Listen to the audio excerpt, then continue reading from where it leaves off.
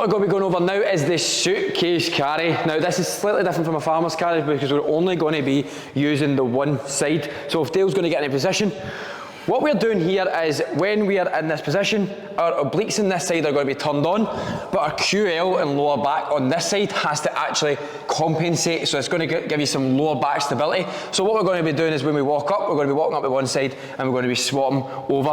Now, this is a nice and slow movement. This is not a run, so turn back. Right, so if you watch Dale's feet, it's nice and controlled. It's through the heel, he's going all the way to the toes, through the heel, all the way to the toes. Now, again, what he's doing is he's keeping his core nice and tight because his obliques are working super hard, keeping that core nice and braced.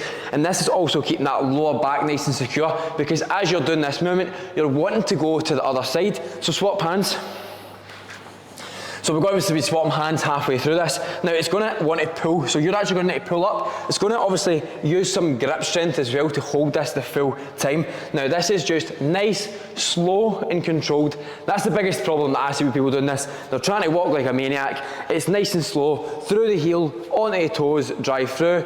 Not big steps, like you're just going a normal, brisk walk, but you've got weights and you're keeping it nice and controlled. If you're falling over to one side, take it back up. So fall over to one side as you go.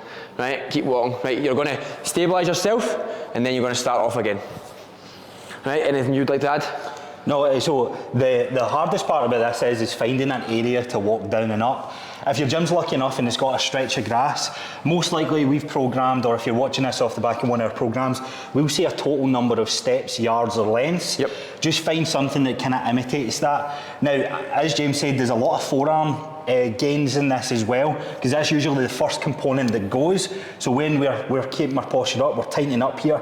The first muscle group to sort of get fatigued as such is our forearms. So as you start to feel that grip slipping, that's when I would say you can pick up the pace just to finish off the rep, but make sure that you're squeezing and gripping onto that as best you can. If it starts to slip a little bit, totally fine. Just know that the forearm fatigue is completely normal in this exercise. Absolutely. But yeah, it's a great exercise for any low back pain. This is one of the staple movements that we would do to eliminate that completely. Yep. You may feel like no one else in the gym does this, but it's a fantastic movement. And if you see someone in the gym doing this, more likely they do not have any lower back pain. Yeah, exactly, that too. So yeah, a great compound movement, really great for the core and stabilisation, yep. and one that should be in your program. Yep, and that is the suitcase carry.